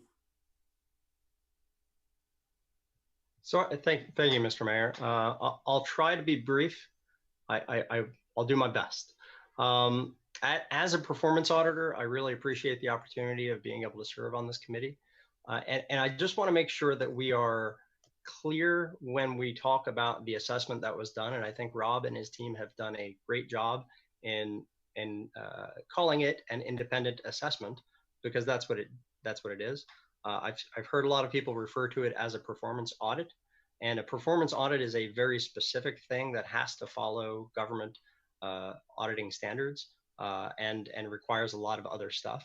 And so I just want to make sure that when we talk about it, when we go out and we talk about it, and any literature that goes out about it calls it the independent assessment that it is, even though it does have very good findings and recommendations. And I have no doubt in the level of professionalism or rigor in which the team worked. I just want to make sure that we're really clear on the end result. Now, what Councillor Phillips asked a few minutes ago about where do we go from here, the steps are the same, whether it's an independent assessment or a performance audit after the fact. We try to implement those recommendations, right? And so we have the recommendations as prescribed by Rob's team, and they're outlined very neatly. You know, you have 4.1, 4.2, and so on. And so each of those ideally would be assigned to a process owner in a normal process, an audit or assessment. And so that person is going to champion the implementation of that. So let's say Deputy Chief Burke, because I see his square is right next to me. So I'm going to allocate everything to him. You're welcome, sir. And so we'll follow up with him if we meet again as a body. And normally that would be an audit committee, right? And I think the chief can correct me if I'm wrong, but I believe the city of Stockton has a city auditor. And so this is something he's probably not too unaccustomed to, right? And so the city auditor and an audit committee would then follow up on the implementation on any sort of recommendations, whether it be 6 months, 8 months, 10 months, or however long to follow up and provide some accountability. And so I just wanted to clarify those two things real fast. And then I wanted to talk one thing real quickly about staffing and about the notion of, you know, I heard a lot about cahoots and a lot of other conversations, and my auditor brain thinks back to the Secretary of State's office where I work. We just issued an audit that I led of the mental health of Oregon and how well does Oregon, efficiently address the needs of the mental health of the state. The short answer is not too great, but the long answer is that it's really complicated, a lot like this, which is much more narrow in scope, the community policing of Salem. But they're similar in that if you can imagine really quickly a ship that's taking on water, and a captain orders some of his crew to bail the water out. And then later on, the rate of the leak gets so great, he has to order all hands on deck or the ship's going to sink. Now, two things are going to happen. Either the ship's eventually going to sink because they're going to run out of people to bail water out, or the captain's going to wise up and say, hey, we should probably figure out what's causing this leak in the first place. And so that kind of mentality occurred to us when we were doing this mental health audit. If we're not addressing the downstream effects of what's causing criminality in the first place, because what the police handle is at the end of a broad array of supports and services, from education and economic opportunity and community outreach and so many other things that we need to be invested in. And if we're not also focused on those pieces, then we're going to need a lot more people bailing out water or our ship's going to sink. And so I know the scope of this audit or assessment wasn't to look at all of that, but as the city moves forward in its approach to figure out how are we going to meet the needs of the community, the lens needs to be broader than just the community policing, because each component that's downstream is going to affect how many officers and other folks you need in the department at the end. So I want to be mindful of that. Thank you, Casey. No problem. Virginia, do you want to? No? Okay. Okay. Anyone else? Yes, Councilor Nordike. Thank you, Mr. Mayor. I appreciate it. And I really appreciate the dialogue that we've had. At this point, I just want to sort of echo some of the comments that I've heard that really resonated with me and the directions I think we should go in. To our steering committee members like Levy Herrera Lopez, I really appreciate what you're saying about the need for community engagement along some of the most important recommendations in here, like strategic engagement. And strategic planning. That makes total sense. And I also really appreciate what Ms. Marchbanks had to contribute to our discussion. Thank you for being here. And I wholeheartedly agree with you. Also, when it comes to CIT training, which is something Councillor Hoy mentioned, you know, I would use an analogy here. You know, everyone in law school has to take a variety of types of classes, right? Just like I'm sure at the police academies or DPSST, you have to take certain types of classes in order to become a sworn police officer. So I had to take property law in 2005. Property law has changed since 2005. I don't currently practice property law. And analogously, I think it's great if you do CIT training in the academy, but that's not enough. I'm sure that that training changes over time. I'm sure that there's a need for ongoing professional education as a law enforcement officer. And if the if the team is recommending ongoing CIT training, I am in favor of that. I would also point out that as a mental health advocate, I would be remiss if I didn't point out a lot of the data points that they did identify in this assessment. They said that there were representatives, and they didn't say who, but the assessment says that representatives believe that the new SPD personnel need to undergo robust training regarding mental health issues. And ultimately, the team is recommending ongoing training, not only in mental health, but also how to respond to calls involving unsheltered persons. Given the work that I've done with homeless advocates and mental health advocates in the community, given the volunteer work that I've done with those organizations and with our unsheltered population, that certainly comports with the boots on the ground approach that I've taken. So I wanted to also underline that, underscore that. The other comment I would make is, as you all know, the voters of Salem approved the funding for a new police department. That police department is now open. And there is a fantastic space for community meetings. And I really appreciate what Chief Womack has said, I believe on many occasions now. I've seen in a lot of different contexts. Community engagement is something he cares about. And I know he's excited about opening that up once COVID abates and we can safely meet as a group. But that will be a phenomenal space to do the community engagement we need with groups like Mano a Mano, like the NAACP, and like the many other community of color organizations that we have in the area. And while I also recognize we now have a space, for there are still some folks who are a little scared to walk inside a police department station. So you still need to meet people where they are. So I would say you should do both. Have community engagement opportunities at the police department and have other times when members of the Salem Police Department are going to meet people where they are. But I thought this was a fascinating conversation. It's good to get to know our steering committee members a little bit better just for this process. Thank you. Thank you, Councillor.